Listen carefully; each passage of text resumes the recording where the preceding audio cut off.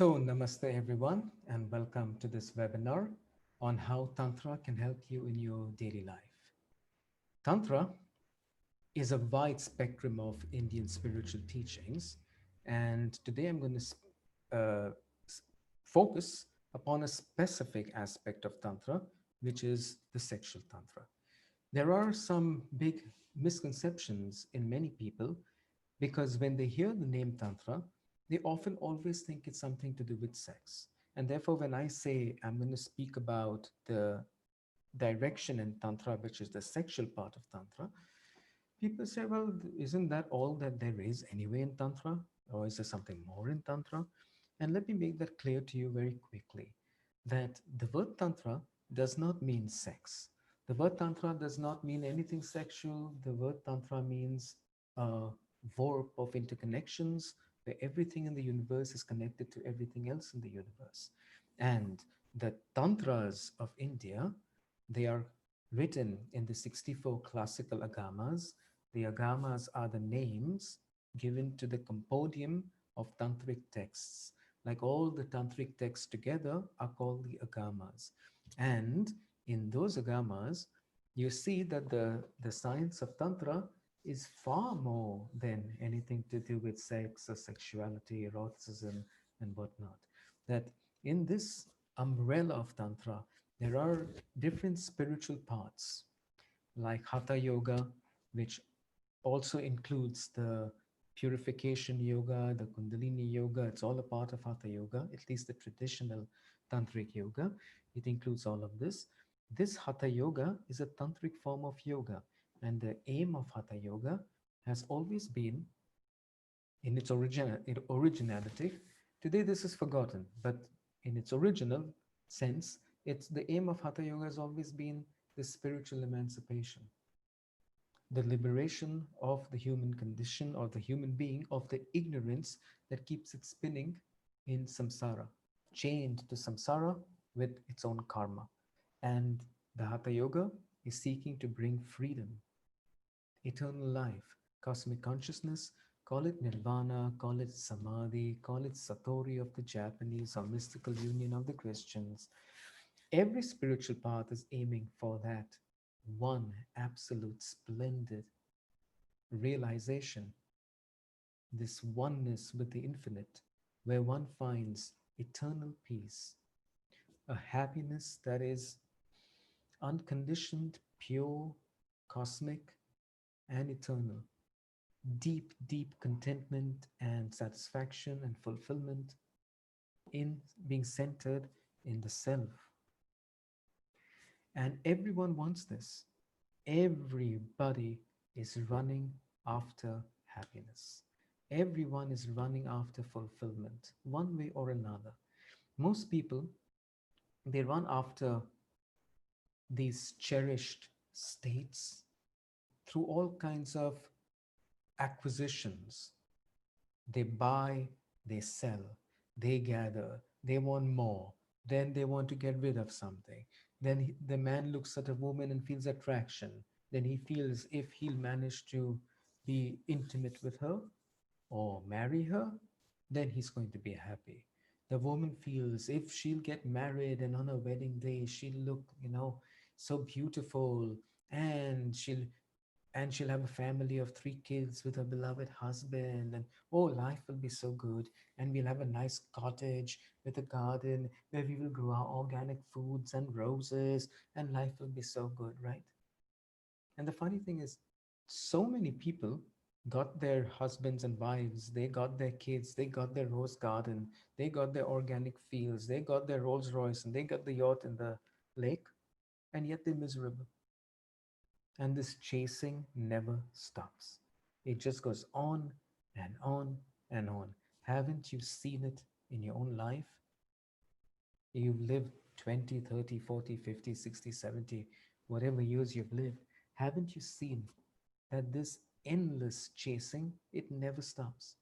And there's always a promise that your desires give you that if you will fulfill this one, then you will be happy. And did your desires fulfill their promise even once? And when I'm speaking about happiness and contentment, I mean something which is eternal. I mean the real stuff. You see, um, you can I can give you an analogy where you have real gold and imitation gold. What happens when you have imitation gold? Real gold will not lose its color. Real gold will not lose its luster. Real gold will not turn black, or will it? If it's real gold and has good quality gold, it will be gold. I'm wearing this ring. It's a gold metal here. I'm wearing it since I'm 19 years old. So it's a long time ago. It's still shining like on their number one. Yes, it's got a bit, it's not polished, but I have not done any treatment to it, and it's still golden in color. Fake gold in less than 3 months will start looking different, will start looking weird. So,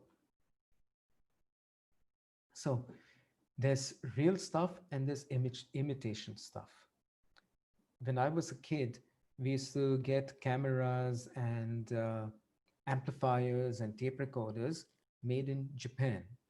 Made in Japan, said, great quality, amazing performance of the product. It will outlive you and your grandchildren, even, right? And then at the same time, in those days, there was made in China, made in Taiwan, made in Malaysia, and so on. And those were considered then cheap imitations. Okay, since 20 years now, the Japanese corporations are making this stuff in China. I'm not talking about that. I'm talking about before that, when the real stuff was made in Japan. Sony was made in Japan. Panasonic was made in Japan, like this. And then you had a made in Taiwan or made in China. It was a cheap imitation, which means it would never hold up to the performance of the real goods. It will always break down on you and give you tons and tons of trouble. No? So you have the real stuff, you have the imitation stuff. Exactly like this, you have real happiness, true happiness, contentment, peace, freedom, fulfillment. And then you have the imitation stuff. The desires, whatever they may be, they are never going to give you the real stuff. I don't know how many years you have lived already and how many lifetimes you have lived, but I think by now it's clear, right? And here we are spinning in the samsara again and again and again. And Tantra comes and says, listen, either by Hatha Yoga or Bhakti Yoga or Karma Yoga or Nidra Yoga or this yoga or that yoga, in Tantra you have many different paths of yoga. One can reach salvation, one can reach freedom, one can know the truth. And as Jesus said, Jesus' birthday we celebrate in a few days, as Jesus said, know the truth, and the truth shall set you free. Buddha says it again and again that we think we are all free. But free for what? Look around you. What are you free for? No? Today, even the government is not even taking away your social freedom, even. Leave alone the spiritual things. So where's the freedom? So Tantra, the Tantra as the umbrella which houses so many different parts and practices, all of those paths in Tantra are aiming towards the spiritual freedom. This is considered by all the mystics the one and most essential goal of life, whether you know it or not, whether you take responsibility for that goal and actively pursue fulfilling that responsibility. Seek, O ye, or find, O ye, first the kingdom of heaven, says the same Jesus, and then all the rest can be added upon you. The priority is spirituality. The priority is truth. The priority is freedom. And not because Jesus says it and Buddha says it. It's because you want it. You're looking for it all the time. Through this, through that. Now, I buy myself a new phone. Yeah, I'm so happy. I'm so happy. And then what? 6 months later, your new phone, you throw it like this in the corner. In the first video, and then it's like, and then you want to chase something else.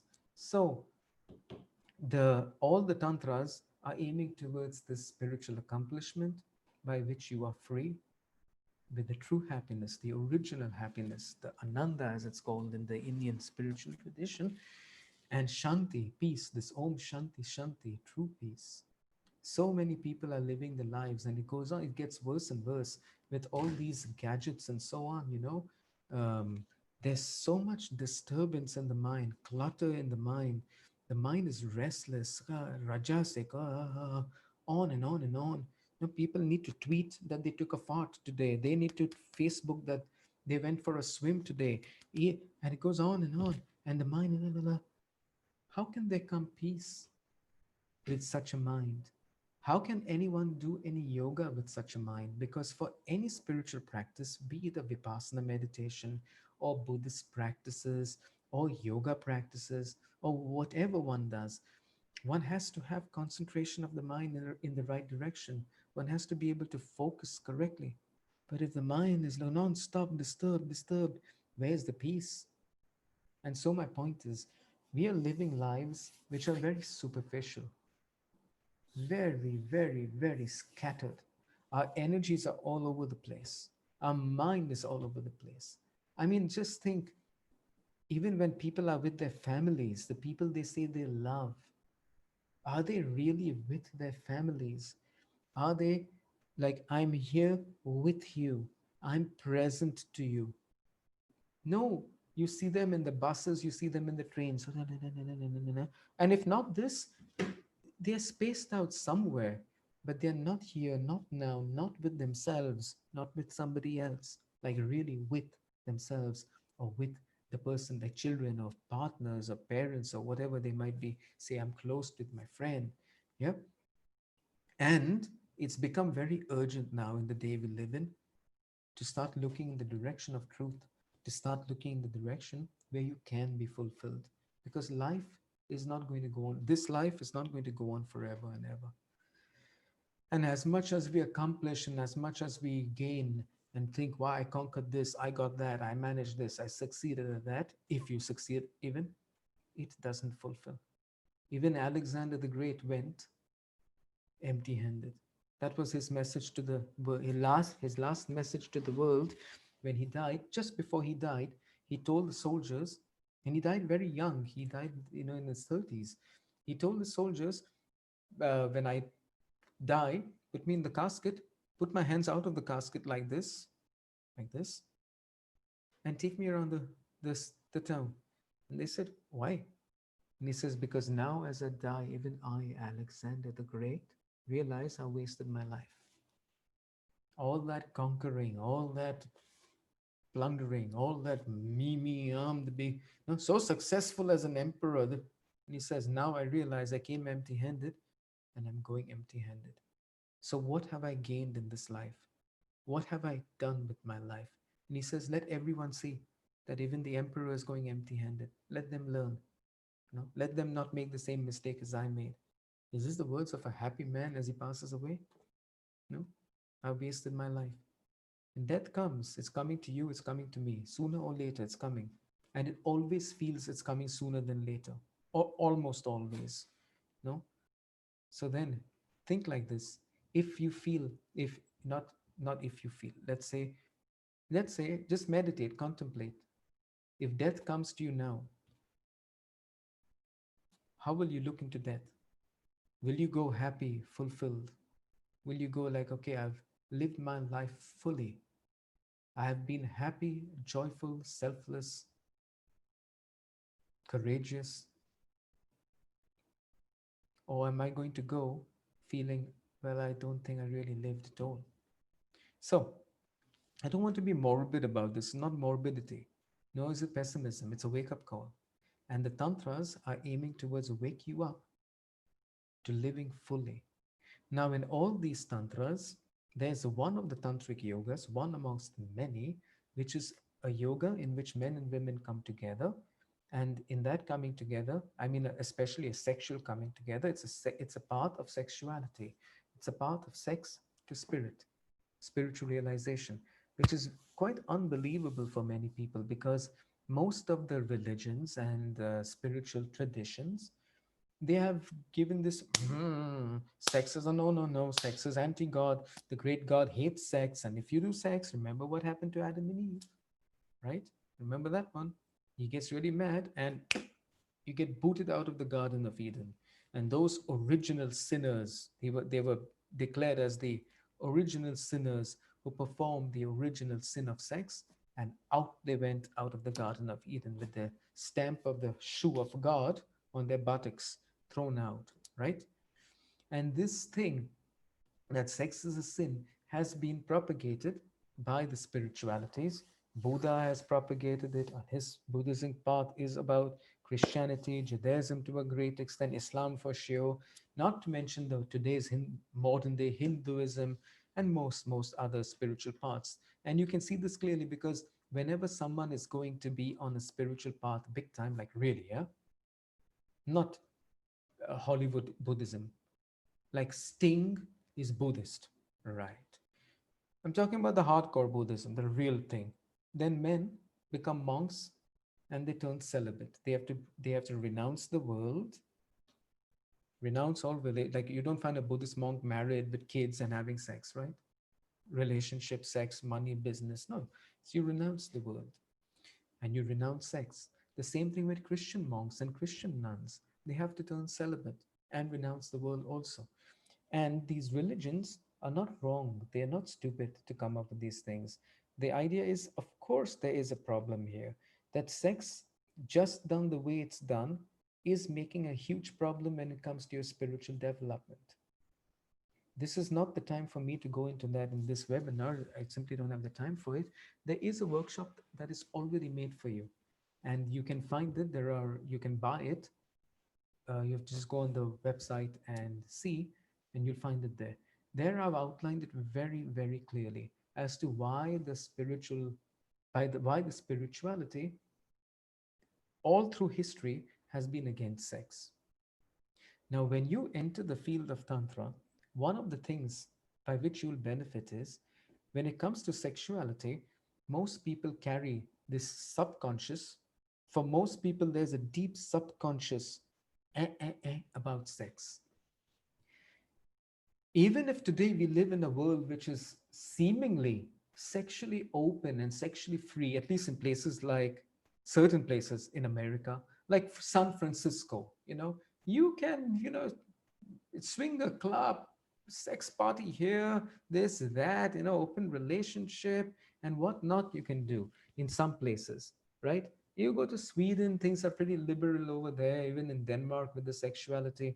Whereas in places like Thailand, India, some very conservative places in USA, like in the south parts of USA, there things are a bit more conservative. But you see, everyone can see the difference between even TV programs made in the 1950s compared to television programs made today. Movies made in before the 1950s and movies made today. Today, sex is splashed everywhere. Even when they want to sell you your toothbrush, there's a person in a sexy, like, position selling your toothbrush. So it's a very sexual world we live in. And not to mention the amplification of this whole porn industry. So it's a lot of sex, and people thinking that yeah, I'm sexually open and we can talk about it on the coffee table in the coffee shop, and this and that. And even these people, I am guaranteeing it, most of these people who feel they are sexually open and broad-minded and whatnot, at the level of the subconscious mind, sex is a sin.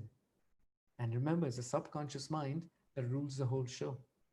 Your conscious mind is not making decisions in your life, my dears. Your subconscious mind is ruling your whole life. I was seeing with my kid the other day. I was yesterday. I was looking at a Tom and Jerry clip, and in the Tom and Jerry clip, the Tom is chasing a little duckling and Jerry, and no. Eventually, the duckling finds its mommy, and then they start grabbing because Tom wants to eat it, right? So they start fighting for the duckling, the mother and Tom. And then this guy, Tom, finds this lawnmower and simply whoop up to the duckling, the mother duckling. And then they show the mother duckling in bra and panties, like her feathers are taken out. And she goes, like this. This is suggestions going to 3-year-olds, 4-year-olds, 5-year-olds. And you'll say, yeah, what's the problem? No, I don't see any problem with that. Yeah, you don't, because you don't even see it, right? Like the body, the naked body, and it wasn't even naked, is something to be ashamed of. They don't say be ashamed of your naked body, but it's in the cartoons, my dears. It's everywhere. This thing that sex is a sin is spread. You won't believe. I see it again and again, so many times a day. And I can show. I won't do it, but I can demonstrate it to any of you who are up for the challenge. And I'll ask you 10 questions, and it will show you directly what your relationship with sex is. Well, which means, and I tell you, it will not be good. It's something impure, down there, unholy. When you come to the world of Tantra, and specifically when you come to the world of sexual Tantra, and you understand what is what, and you really understand why did most of the mystics go away from sex and condemn sex. And when you then understand how Tantra approaches this whole situation, what the problems are with sex, done the usual way, and how Tantra solves the problems and then says, now not only is sex not our enemy, but it's one of the most powerful resources you can use towards your spiritual evolution. And that's why when people come to Tantra, one of the things that Tantra does for you, by giving you the right knowledge, by giving you the right understanding, in depth and correct understanding of the true nature of sexuality, apart from all this Adam and Eve stories, you understand why they were made and what purpose they serve. And the purpose they serve is legitimate.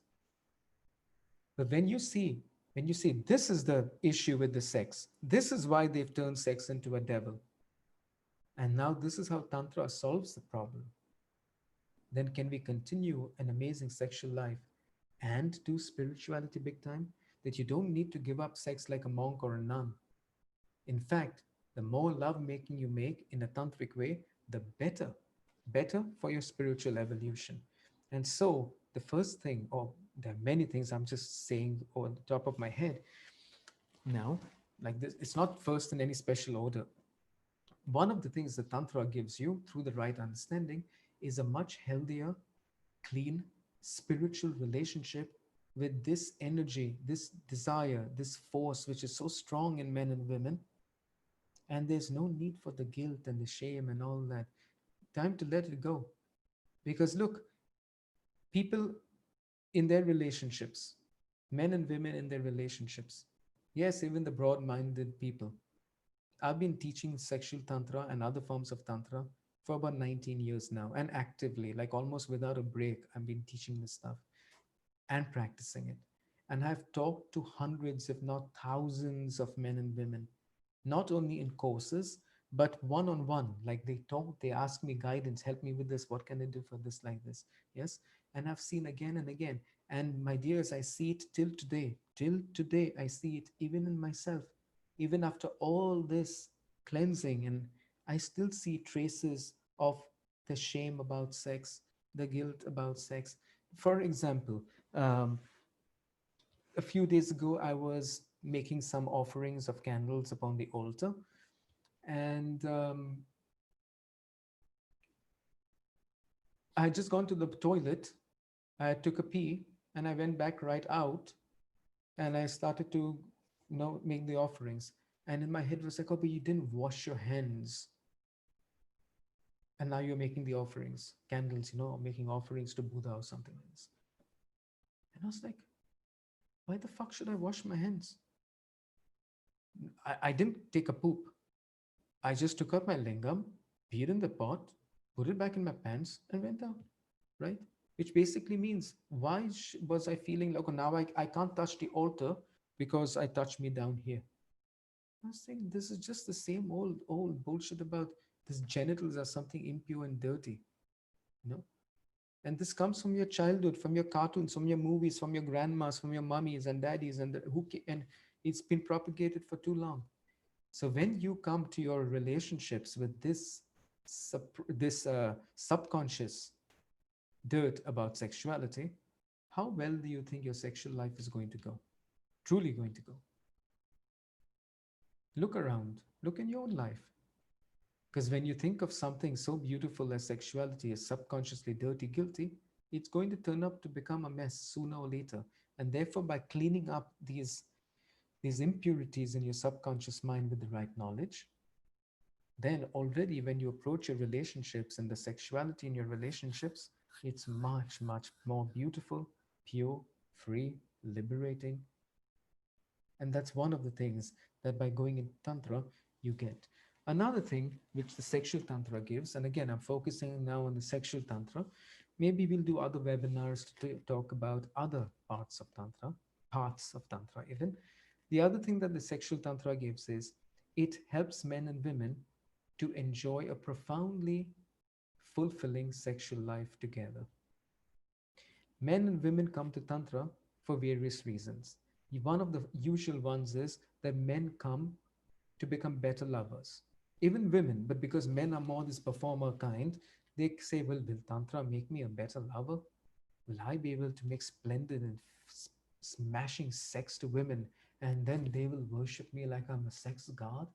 Most men are having this kind of a fantasy like, oh my god, and then this girl will write to all her girlfriends saying, last night, oh, I was with Walter, and and such stuff. And men have their little thing about it. We all one have it, some have it more, some have it less, but it's there. So men want to be amazing lovers. They want to be the Rasputin of the town in terms of bedroom skills. Women also, they feel, I want to be confident in my femininity as a lover. I want to be able to make love amazingly. I want to feel comfortable with my body and express myself. I want to orgasm profoundly and this and that and the rest. And single men and single women come to Tantra, and men and women in relationships, either not married or married, come to Tantra because they want to one over the other improve their sexual life. And the thing is that via practicing, learning the practices of sexual Tantra, men can learn to, to separate their ejaculation from their orgasm, which means men can learn to orgasm profoundly and deeply and again and again and again without ejaculating. Now, most men are addicted to the ejaculation because if you tell them, hey, you can make love and not ejaculate, they'll say, what's in it for me then? Because when I ejaculate, I have so much pleasure. Actually, what they don't realize is when they ejaculate, they finish their pleasure. It's all over. And the woman is also scratching her head, feeling, like, right. The statistics tell us, take it with a pinch of salt. I'm taking it also with a pinch of salt. Statistics, but still, they tell us something. And you know what? Again, I've talked to countless men and women, and it's about right. Most men, they last between 5 and 10 minutes with sexual penetration. That means foreplay, this, that, and the rest. Enter. 5 minutes, 10 minutes later, he ejaculates, he's finished. And women are complaining.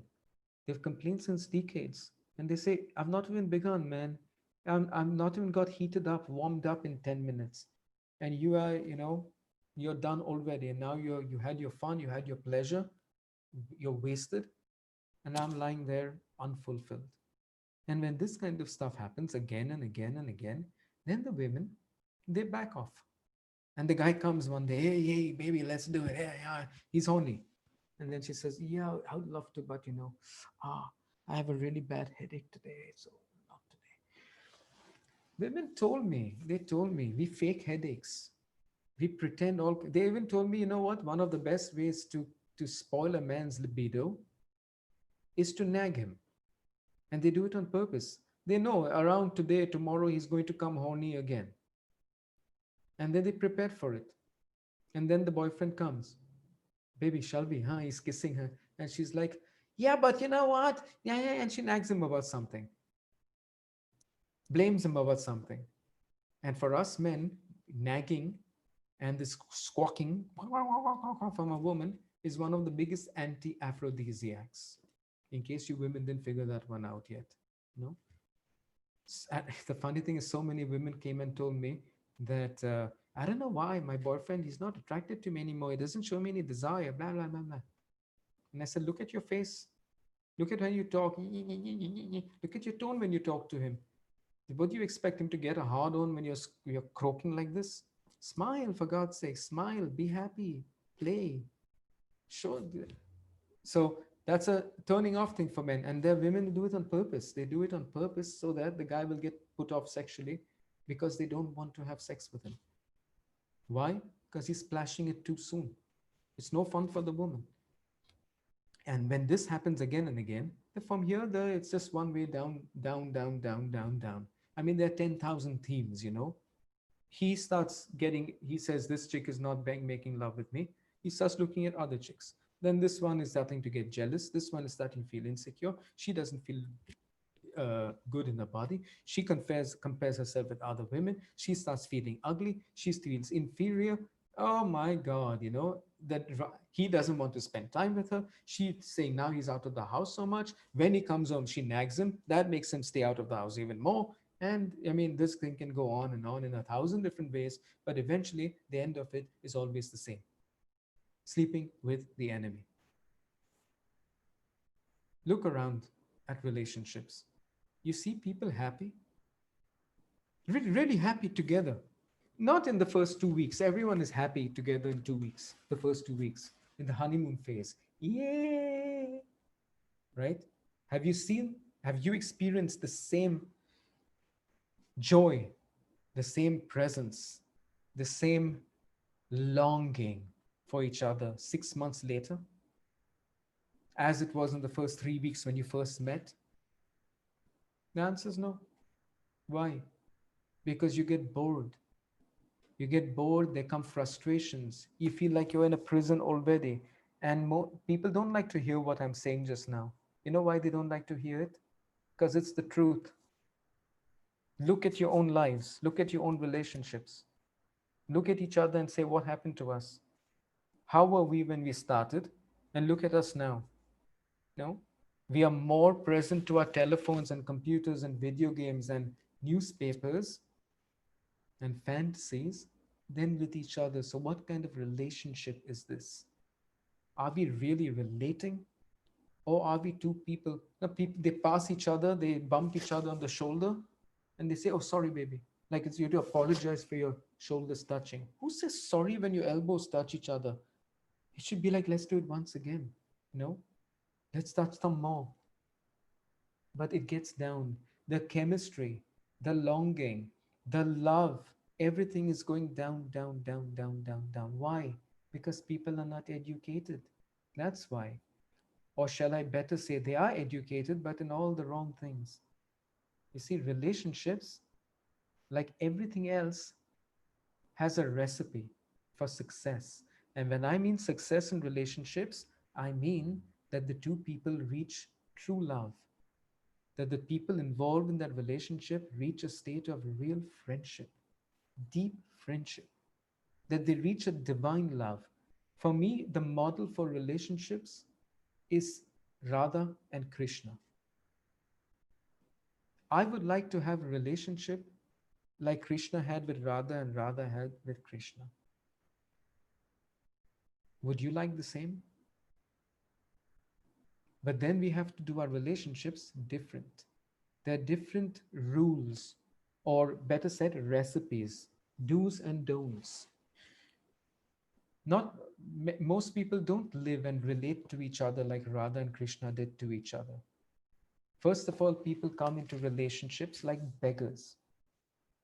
Beggars empty of any self appreciation or even being able to truly love themselves. That's why people are so clingy and needy for someone to love them. Women make love to men because they feel insecure, and they say, I will give him sex and then I will get good attention from him, then I feel good. They prostitute themselves to get attention and validation from a man. Oh, Sally, you're so beautiful, you're so gorgeous, wow, you're so sexy. Now she feels good about herself. But the funny thing is, just just a millimeter under that feeling good is a huge ocean of fear, a huge ocean of insecurity, because she knows this will not going to last forever. It can't last forever. It will never last forever. Today he says, Sally, you're so sexy. Oh, you're the most beautiful woman in the world, this, that. And she knows somewhere there, tomorrow it can change. And usually it does. And if a woman bases her self and her existence upon the validation of a man, she's bound to suffer. And she's bound to live in fear of losing him in whichever way. Either he finds a better woman, another woman, a more beautiful woman, something. No, but she's scared to lose him. And when that happens, she breaks to pieces completely. You can never reach true love like this. Never going to happen. Men do the same. They feel zero inside, then they go running around seeking validation from women, either through money, power, sex, or whichever way. Miserable, empty-hearted men and miserable, empty-hearted women. On the surface, everyone seems so happy, no? But deep inside, a big hole of emptiness. And then they go making relationships together, hoping that the other one is going to love me. How is it going to ever happen? So, when one goes upon the tantric path, you learn about how to cultivate relationships with the spiritual sense. And the first priority is here: fill yourself up. You can't love anybody else till, first of all, you have a complete appreciation and love for yourself. And I don't mean yourself as your ego. It's exactly that monster that doesn't know how to love and will never know how to love. When I'm saying the word self love, or let's say self confidence, I don't mean it in the sense that most of the world means it. Because for most people, the self is related to the ego. And I see, I'm so confident. Not this one. This confidence is again, a very, very thin veneer. Because sooner or later, you'll see someone better than you in some way and you'll break. So when I'm saying self love and self confidence, I mean one becomes attuned to the true self. And in the tuning in and the knowing of the true self, you as an immortal spirit, then there emerges this confidence and the love and the wisdom and all the divine virtues and divine qualities which are linked to the spirit. Your confidence is linked to spirit, not to ego. Your love is in spirit, not to ego. And all the rest, as I said, of the divine, your happiness and your peace is found in spirit, not in egocentric games, manipulations, and blindness and foolishness. That's always going to be making a huge mess. So, Tantra takes you to the source, my dears. All the Tantras take you back to the source. And the sexual Tantra also takes you back to the source. And once you are rooted in yourself, once you are rooted in your spirit, in consciousness, and your heart opens, and your mind is sharp and present and has a crystal clear spiritual discrimination about truth versus false, like spiritual truth versus falsity, and what life is for, then you can go and do relationships splendidly. Then you can never be hurt, because then you're a person who's not a needy beggar. Think like this: if you have if you have $100 billion, okay, and you want to give somebody 10 billion of those $100 billion, but they don't want to receive it, do you feel hurt? Let's say you give them $10 billion, you have 100 billion, let's say 1,000 billion, okay, and they don't give you anything back, do you feel hurt? Just think, you have billions. What are you going to do? And can you have, you can't spend that money even if you try, even if you try hard to spend $100 billion. How? Teach me. I don't know how you'd spend that one.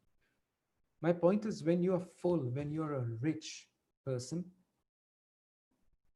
you have no fear that someone's going to not give you any money, or in this case, love. I'm translating as an analogy here, right? When I'm a beggar, then the other person's love, I'm completely dependent upon it.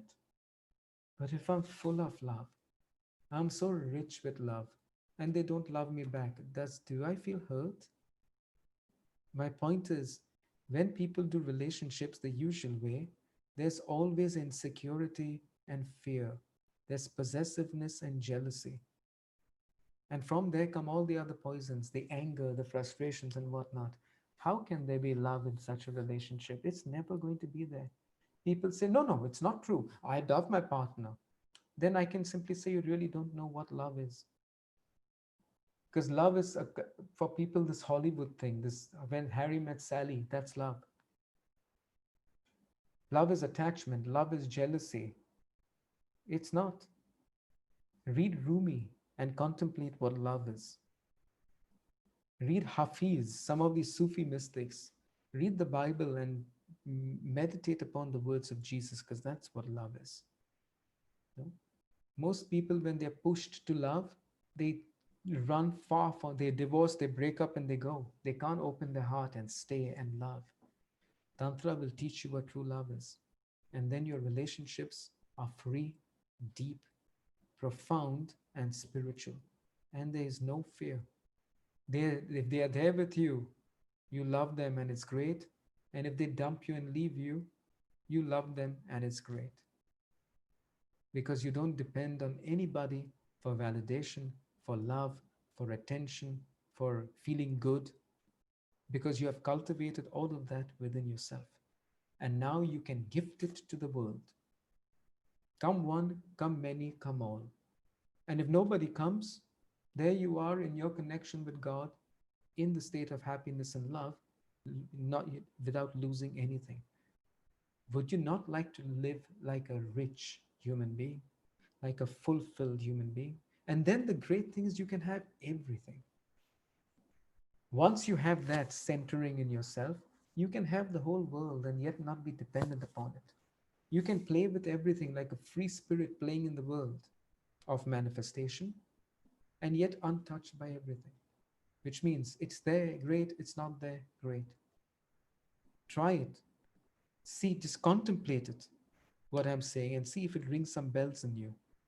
If something in you says, yes, I think this is the way I need to go from now on, then Tantra is showing you the way. Not just Tantra, other spiritualities also show you the way. All of them show you the way in their own way. One of the specialities of this tantric path is it has the sex, it can have sex involved in it.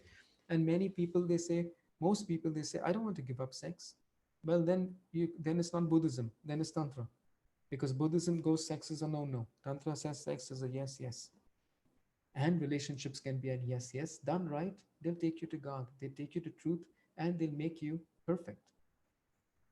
So, Tantra is also developing you, as I was saying before, but I skipped it to the relationships.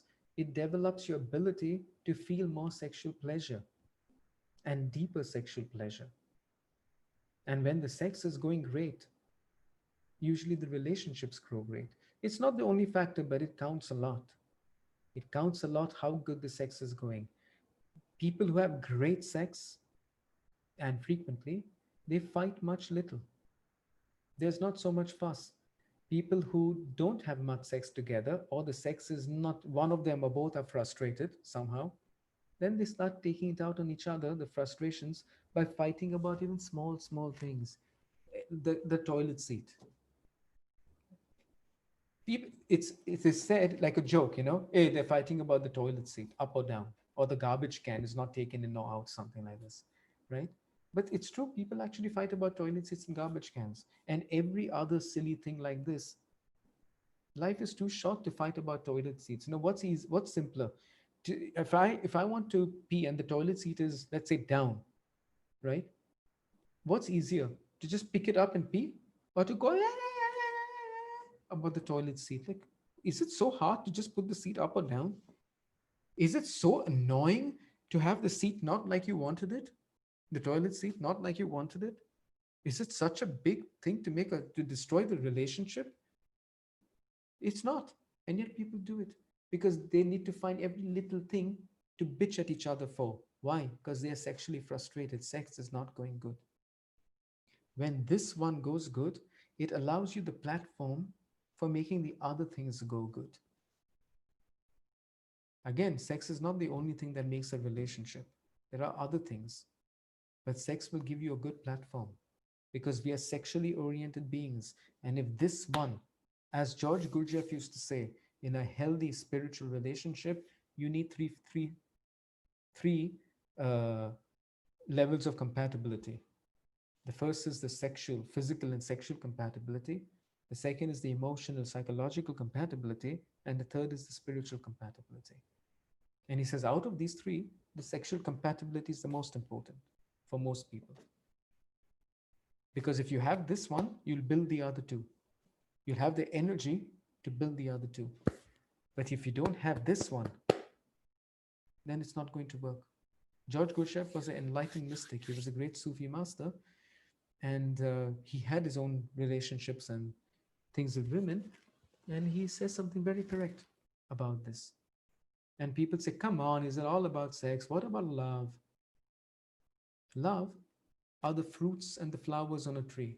Sex is the roots. No roots, no flowers and fruits. It is possible to love without sex. It's possible.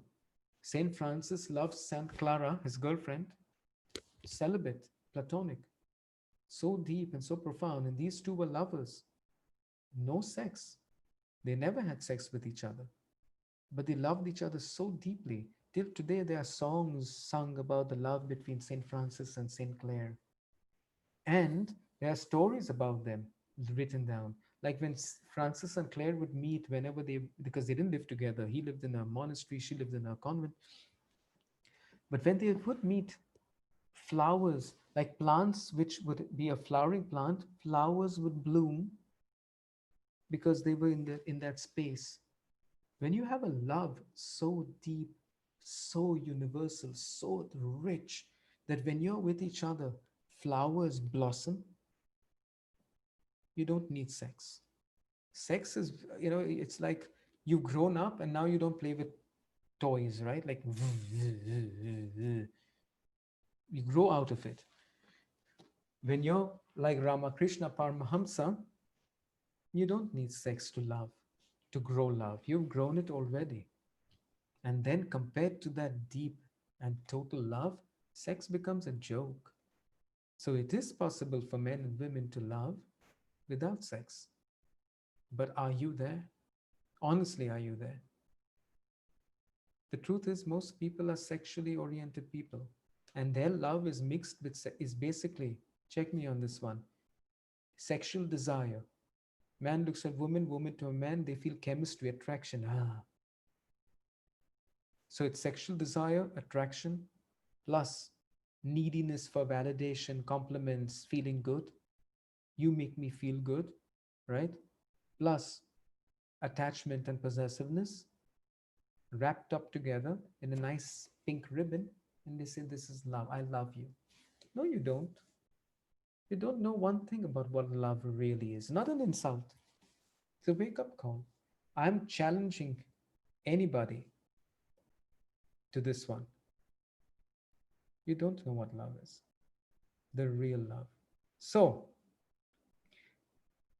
if the sex goes good, and Tantra can make your sex very, very good, then using your own lust, starting with lust, subliming that attraction and that desire through the tantric practices, you convert, you sublimate lust into love.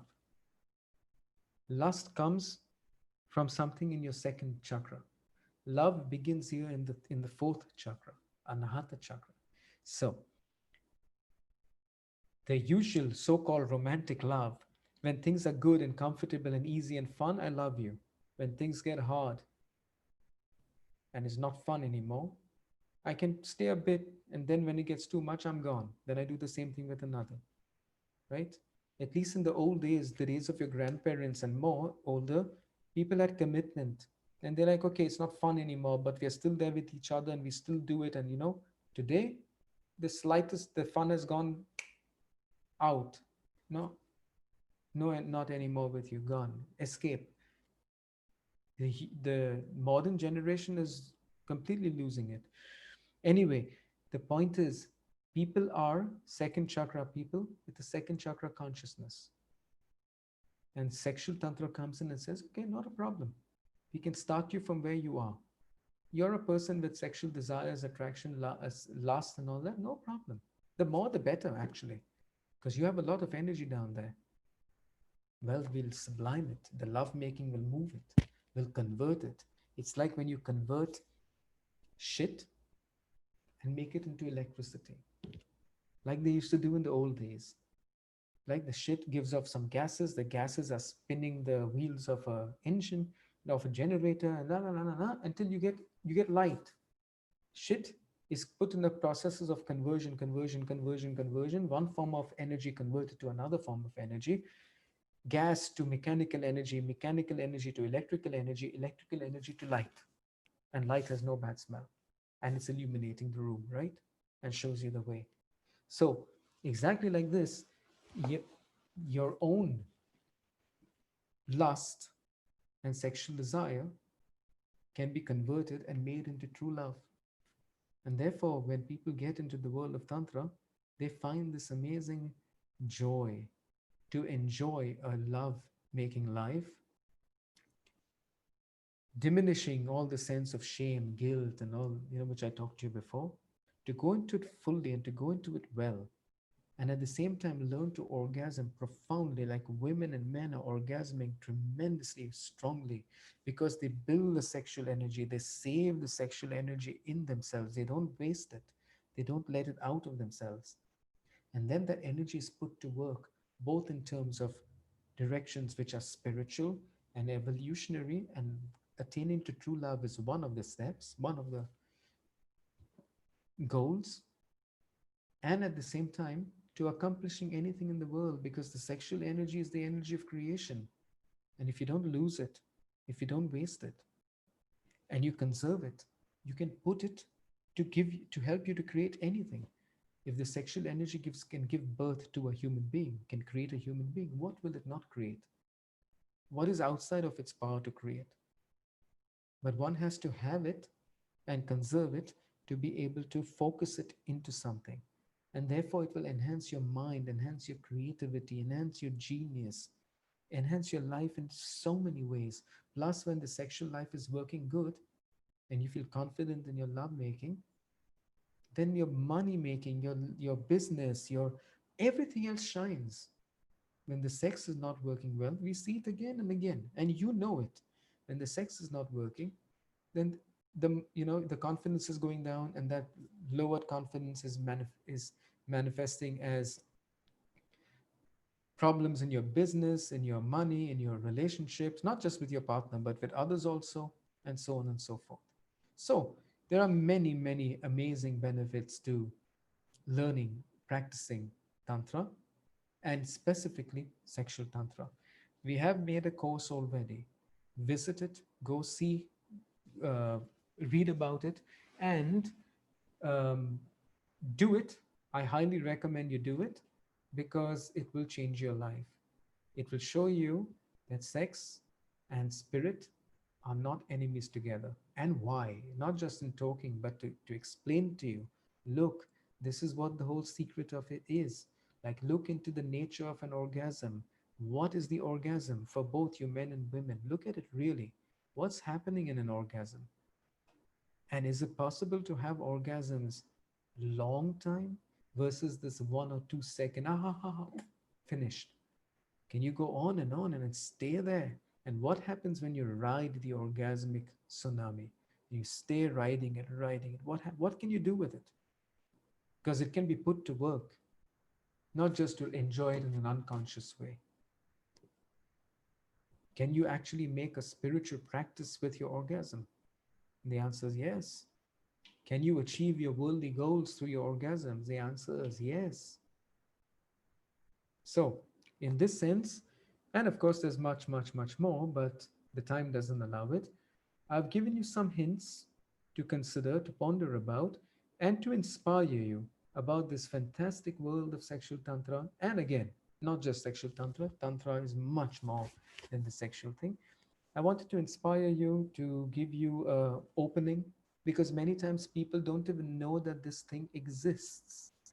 Most people don't know that there is a path of spiritual realization coming from ancient India which embraces sex, and through it, you can reach great spiritual heights.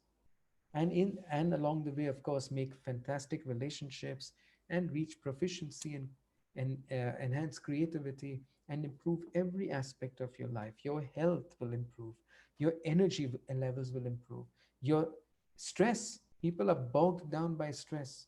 Do I look stressed out to you? Yeah, I can be stressed. No, it's easy for me to go into stress sometimes here and there, but it's also very easy for me to get out of it and to be very, very relaxed. See, so and stress is one of the biggest creators of disease. You have stress again and again and again, whichever way of stress, worry, anxiety, fear, insecurity. There are physical stresses, like if you have a pain in your body or something, that's a physical stress. You have emotional stresses. That's what a lot of stress is about, emotions. You have psychological stresses like all the bills to be paid and the school fees and this and that and whatnot. The traffic jam, both. It's an emotional and psychological stress. We undergo lots of stress in the modern world we live in. Keeping up with the Jones is a stress. So we also need to relax. We need to make special efforts to go into deep relaxation. And the tantras and the spiritual practices in the tantras gives you that. When you learn to orgasm deeply and profoundly in the sense that I'm thinking about just now, it detoxifies you. It's like a wave of relaxation, purification, and ecstasy. So, enough of this for now, my dears. I hope this has been an inspiration for you and that you can start looking for what you want where it is available, wherever it might be available. We are just a little part of the, the tantric teachings that are there in the world at large. Find the good courses, find the good teachers, study well, and evolve yourself in the bliss of sexual union. Namaste, everyone. And I hope I see you the next time around. And we actually get to see each other. Right now, I'm just looking at a camera because it's recorded and we played for people to see on other days. I do hope I will see you one day and we can even have dialogues together over these webinars. Once again, thank you for listening and good night.